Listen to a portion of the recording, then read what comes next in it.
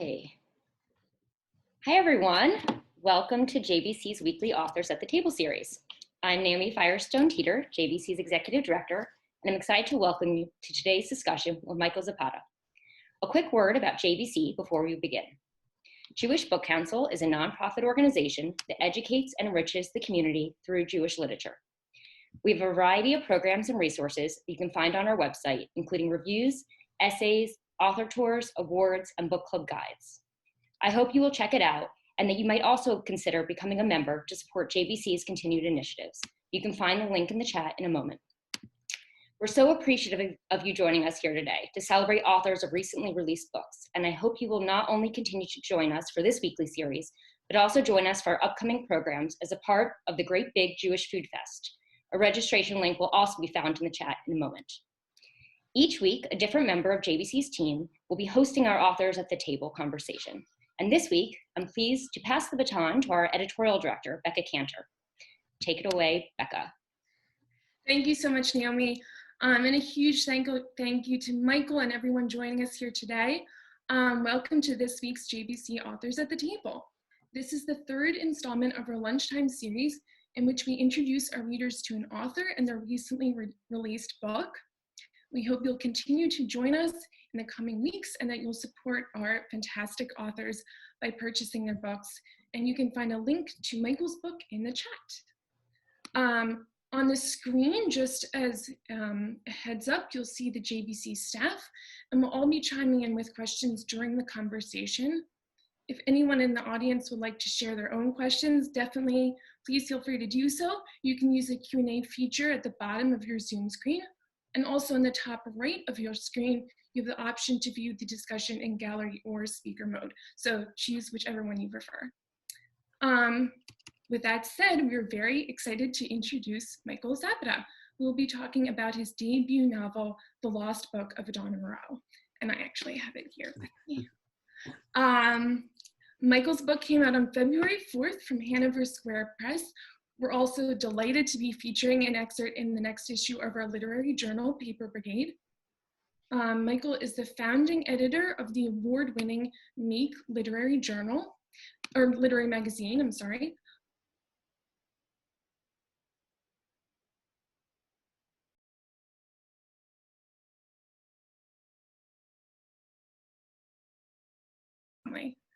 Welcome, Michael, again. Thank you so much for this event. I'm so excited to talk to everyone. How are you?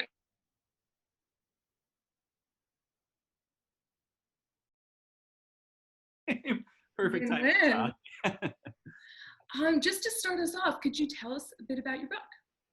Yeah, so The Lost Book of Adana, Moreau, essentially boiling it down to its essential core is about exile. It's about the process by which people throughout the 20th and early 21st centuries became exiles.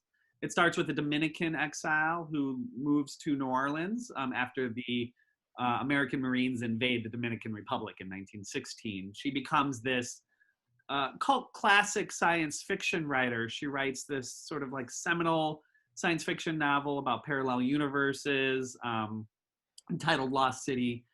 During the Great Depression, and I'm not giving too much away, she tragically passes away due to an illness just before finishing her sort of second magnus opus, which was the sequel called A Model Earth, which sort of continues and opens up that world of parallel universes. The manuscript itself, before she passes away, is destroyed, or so we think, because in the year 2004, a Israeli exile in Chicago who's working as a hotel concierge, he finds the manuscript in his grandfather's things after his grandfather passes, a 900-page sequel written by Adana Moreau called A Model Earth. So the novel itself unravels as a literary mystery, and at its heart, it covers the core concept of what it means to be an exile throughout the 20th century and early 21st century. That's wonderful. I'm gonna, I think, go back to that a little bit later and ask you more questions about that. First, a more general question, just what was the inspiration for this book and how did all of those pieces come together? Because as you said, it's so sweeping, it covers the whole 20th century and a little bit of the 21st. Yeah. how did you go about building this world and all these different worlds, actually, I should say? You know, I've thought about this a lot, of course, afterwards, right? After it's published and where the initial sort of inspiration comes from. I couldn't help but think in this process of reflection about thinking about my upbringing. My mother's family is Lithuanian Jewish, and they've been in Chicago for some 100 years, but have very steadily and strongly carried not only the tradition of Judaism and not only the tradition of where we come from, but those in stories. You know, this simple as sitting around the dinner table and rehashing those stories, and what that means is even though we still feel freshly American, as my grandfather would say, who was first generation. And so I had that opportunity to listen. And I think one of the greatest things and one of the greatest accidents you could have as a young writer or even as a child is to be quiet and listen. I'm not a quiet person, but when we were at the dinner table listening to these extraordinary stories, I was. And I've also been quite fortunate to be very close to my father's family. My father's an immigrant from Ecuador. And so I'm very close to them. And all of those stories of exile and all those stories, since my dad is an immigrant, also carried on to our dinner table. So there's these overlapping sort of oral traditions, I think, would be the inception for how I even thought of myself as a writer. At the core of it, too, and I don't say this very often, the novel is dedicated to a very close friend of mine who passed, Matt Davis. And he was, like me, existing in those liminal spaces. He was half white and half African American. So he was, when I was young, he was one of the first individuals I would be able to go on walks with to talk about what does it mean to be a mixed American? What does it mean to be mixed and to live between liminal spaces? So when thinking about my own upbringing and then thinking about my very close, beautiful friendship with my friend, all I could think of is can I write from a place of a liminal space? And naturally what emerges from that, I think, is exiles, whether it's domestic and you don't feel like you're part of this greater country, or international exiles that end up here. So. Thank you so much, Michael. Yeah. Going off that idea of friendship, could you read an excerpt from your book?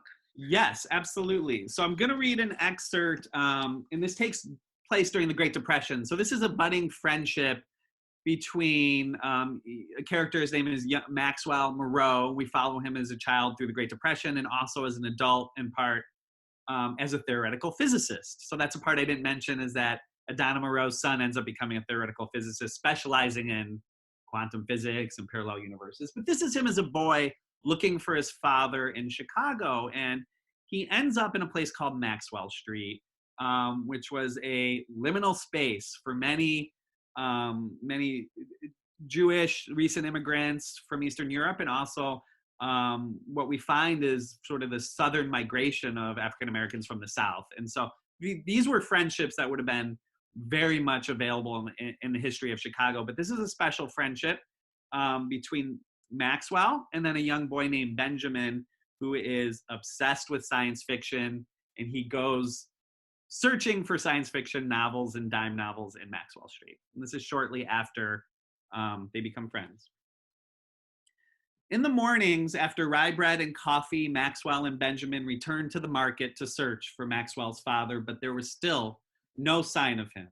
They went to the police station, but the police were disinterested. And one sluggish, pockmarked officer told the boys that everybody's old man went missing at some point, and then half-heartedly asked Maxwell a few questions, and then he filled out a yellow form.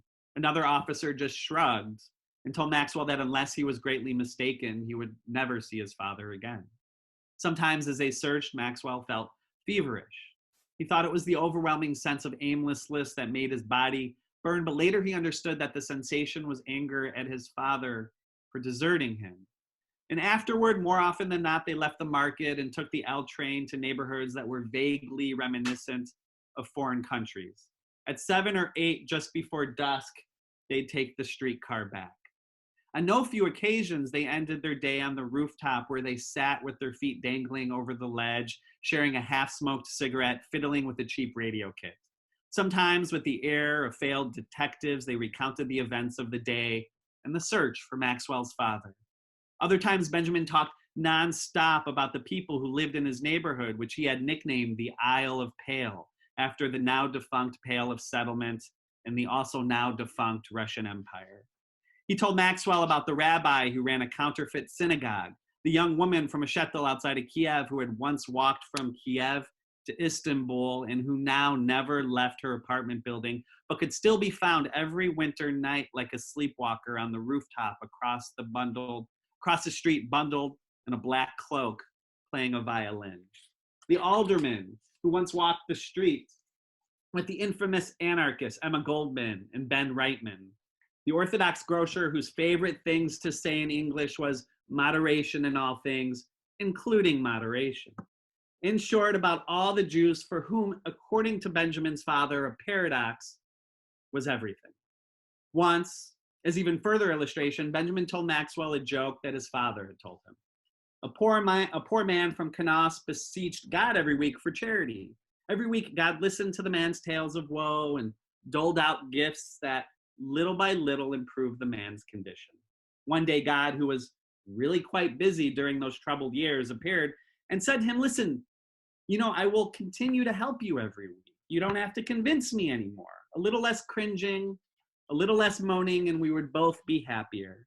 To which, matter-of-factly, the poor man said, my good Yahweh, I don't teach you how to be a god, so please don't teach me how to be a human. Maxwell enjoyed listening to Benjamin's stories, and speaking truthfully, one might call him Maxwell's first friend. Each day it became a little harder for him to leave the city, and Maxwell spent more and more time with Benjamin, whether searching for his father in the huge market and its surrounding neighborhoods, or smoking and talking on the rooftop overlooking the Isle of Pale. I'll stop there. Thank you so much, Michael. Going off this, I have one more question before I'm going to open it up to the team and to anyone who wants to jump in on the chat. As I was rereading this book this weekend, of course, the pandemic is always kind of in the back of my mind, and I was struck by how much disaster and trauma and exile there is in this book. Almost every character's story involves something bad happening, whether it's, as you touched on here, the death of parents, or it's Hurricane Katrina, the Coastal Road Massacre. It sort of goes on, but at the same time, there's also these really wonderful moments, like the friendship that springs up between Maxwell and Benjamin. Could you talk more about the idea of disaster and how literature can help us to really deal with disaster, ameliorate disaster in some way, especially right now? Yeah, absolutely. Yeah, and the literary mystery ends up in post-Katrina New Orleans, which in itself is a compacted and compounded disaster. But again, we're crossing and talking about disasters that start early 20th century through the early 21st century. I thought so much, especially about my own childhood, listening to these stories. And, I worked with my father in a place called Jewelers Row in Chicago, which was absolutely full of individuals, Jewish individuals and Latino individuals. I was essentially home, right? But these stories of disaster, what struck me as a young writer was the ways in which the framework of life becomes storytelling. We often have this capitalist approach to, are there stories I could tell and then people can buy? But the essentialism of being human is the stories we tell ourselves and each other to give us a framework to understand our own lives. And so looking at the oral traditions that Studs Terkel here in Chicago was able to capture, and looking at this long tradition of storytelling from recent immigrants and exiles, it's the framework by which we understand not only what has happened to us, but the possibilities of what can happen to us in the future. And so in the novel, there's a lot of discussion about parallel universes and this concept of what if, and the questions that we ask ourselves about what possible futures are contained, even though we're tethered to the past. And the framework we understand the past colliding with the future is in the present. And those stories that we read, those stories that we listen to and tell each other. And so for me, storytelling not only became this sort of framework or this aesthetic or even this art form, but it became the essential ways in which we understand our pasts and futures. Hi, Michael. There's so many books in your book. There's all the books that are written. There's these two novels, and then there's the books that the grandfather has written, and then there's like a whole like canon of books that you've kind of created. And so I wonder if you could talk about that and your interest in kind of creating a whole literary world within your world. Yeah. So this is, I think at the start, this became very much like a fun tradition taken from like Borges and some of the Argentinian writers post World War II. This sort of invention of a library, and it just became, as a writer, quite a fun thing to do, to write summaries of the novels I knew I would never be able to write, just because we're so short on time and in our lives. But I also think I became very much interested in the idea as a library, as not only a container of those histories, but a ways in which we can understand, as I was talking about, our own tragedies and our own ways forward. Science fiction in particular, science fiction plays a prominent role in the stories that are invented and imaginary within this. And I think if we're talking about sort of the historical conditions of exile, science fiction for me has always been a way which has always been a full frontal assault on those things that we believe to hold most dear as a society. And it does very good in attacking things like nationalism. It does very good in attacking things of like what sort of techno-bureaucratic lives are consuming us. And so when thinking of science fiction and thinking about sort of this history of science fiction, I always think it's been at the forefront of attacking not only our most core ideals as a country, which can be very much in opposition or impression to other people's, but also gives us a way forward in thinking about how those things can be better. That big question of what if. As an avid reader, it was just a joy to mix real literature with imaginary literature, which totally stolen from Borges. Like just, like I think it was just such a fun thing to write. I just kept going with it as well. Michael, something that really struck me about your book was your interest in parallel universes and how you deftly spoke about them. Did you do research on them before? Did you always have an interest, or was that something that developed while you were writing the book?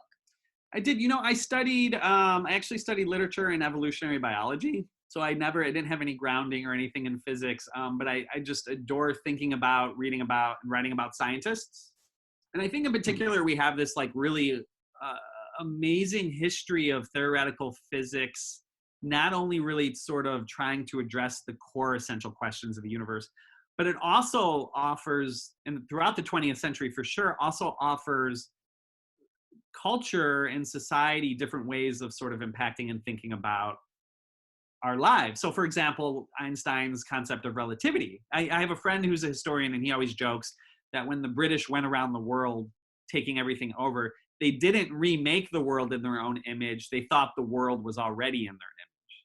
There was no concept for them for relativity. And so here comes Einstein, here comes theoretical physicists saying the very fabric of space-time is relative. So what does that mean for your own life? What does that mean for oppressed peoples? And I think moving into the 21st century, we're seeing very similar things in parallel. It's mind-blowing, and I do know that the research I did, I understood a fraction of it, just like Saul in the book, right? These are some of the most brilliant people on the planet. But the very concept of what if, the very concept of we are existing day to day, yes, tethered to our past, but also tethered to this concept of like we can live multiple lives. There's a whole ethical framework I couldn't help but imagine and think about. I read a lot of reviews of these theoretical physicist books, but more importantly, interviews. I like attached myself, because at the end of the day, theoretical physicists go home, they eat dinner with their children, they go on walks with their dog, they watch TV. And I found that so many of them were willingly admitting that their research was impacting the way they thought about their lives, in the ways in which the choices that they would make in the future impacted their decision. So it became sort of this strange framework I became obsessed with immediately. So I'm glad that came off, because physicists are, they're in another world, and I'm thankful for it. Yeah. Michael, I lived in New Orleans pre-Katrina. Oh, wow. And got out very much earlier than Katrina. But when we lived in New Orleans, there is something special about New Orleans that you don't see. We've lived in many places across the United States, but the sights, the smells, the sounds, everything in New Orleans, it's so special and so unique to any place else that I've been to. And so when I was reading the New Orleans parts, it made me smile, because it made me feel like I was back there a little bit. Can you talk about sometimes about spending in New Orleans, pre-Katrina, post-Katrina? Yeah. And, I the first time I went to New Orleans, I was 20. And I did like many 20-year-olds. You want to get in a car, you want to go somewhere. And I remember going to New Orleans. And I immediately felt deeply attached to it. And it wasn't until years later that I knew why. My father is from Ecuador, and I spent a lot of my childhood going and visiting Ecuador. And so I show up as a first generation American. I show up sort of like on the doorsteps of New Orleans, and it felt very familiar. Not only the architecture, the humidity, the music, it all impacted me immediately. I did feel like, in a way, like I use it as a metaphor in the novel, but I truly felt like I was entering another America, another world. And I then returned to New Orleans for the next 15 years of my life, 2 or 3 times a year. I just continually found myself back there. I did live there for a brief time from 2015 to 2018 with my wife. We had our first son there. But New Orleans itself, the history of it, is also liminal. It's between the French and the Spanish and the American empires. It truly contains its own culture in ways that are extraordinary. But I also think it's sort of one of the cultural centers of American history. When you look at music, when you look at food, the things that have erupted up the Mississippi River to spread towards the rest of the country, so many things. And when you look at it like a writer, New Orleans writers and writers of the South mix very Latin and very Northern influences. And so you have Faulkner, who is very much read in Latin America. And I never understood why until living in New Orleans. The texture of his work and sort of the ecology and the nature he writes about is very much how Gabriel Garcia Marquez writes. And so it made sense to me, not only as a fan of the city, but as a writer, to just center so much of the novel there as a liminal place that is also sort of like a cultural titan in American history. Thank you. I get it. Guys, as much as I hate to say this, I think we have time for maybe one more question. No, there's so many. I know. Okay, wait. Okay, so I was just thinking how the book really kind of opens about pirates, and I found that such a great hook and entryway, because I don't read that many books about pirates, and I just found it so fun, and then also kind of a history about pirates and a world into that history into that world that I didn't really know about. So can you talk about starting there and where that kind of came out of? Yeah, I'm always a fan of people who fight empire, even if it's for their own material gain.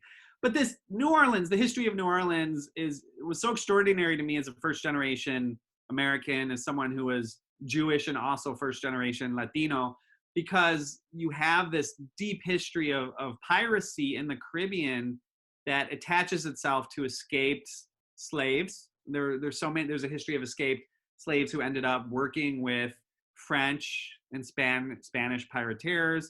They would routinely go through the Caribbean from Colombia, Cartagena. I know some pirates were involved in something called the Cartagena Revolution, which I wanted to write about, and it didn't fit in. But you have this extraordinary history of people who were materially, economically exiled, whether they were escaped slaves, whether they were what we would think of as working class Americans who lost their jobs and needed a way to fend for themselves and their families, whether they were bootleggers, in the 1920s in New Orleans, some who I do mention in the book made more than the governor. They were very successful. We carry that cultural tradition, and I think about that today too, who not only are we looking at sort of historical and religious exiles, ecological exiles, but who are we looking at who has been materially ousted from capitalism or from empire? And it was also, I think, just a fun excuse to research that and play with that idea and the end of piracy as sort of global capitalism kind of took everything over, and those coincided simultaneously in the Americas, to be clear, in the Americas. Yeah, thanks so much. So interesting. Michael, one last question before we close. We've been talking so much about the idea of exile, and two sort of questions. Well, I'll focus on one since we hardly have any time. But one thing that I thought was really beautiful that you highlighted throughout the book is the way that exile can really bring people together. I mean, I think that everyone from even the doctor who treats Adana Moreau is a guy from Wales, and he talks about his own sort of feeling of being out of place. Can you say something a little bit about this idea of exile and how it actually can maybe unite people?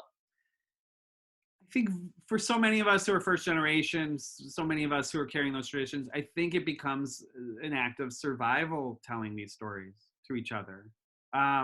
We say that almost like a Hollywood metaphor, but the very core of it is through these stories we create networks of people who are there to help each other.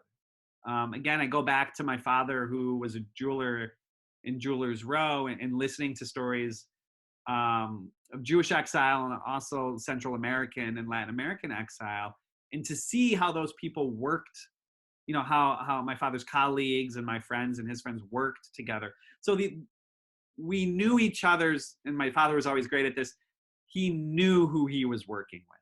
He knew who he could reach out to in times of crisis and vice versa. A network, before social networking, getting help financially, materially, emotionally from other exiles from other countries involves a deep level of storytelling. And whether that's recorded in a novel or for a news article, or whether it's never recorded, it's the millions of stories we tell at the dinner table every day that forms American literature. More than anything, I think becomes a ways in which not only we connect and have empathy, but more than empathy, solidarity, in the sense that it becomes a vehicle by which we can materially, emotionally, spiritually help each other. So I hoped a little bit of that could translate into the relationships that were in my novel. Well, thank you so much, Michael. On that note, thank you again for joining us.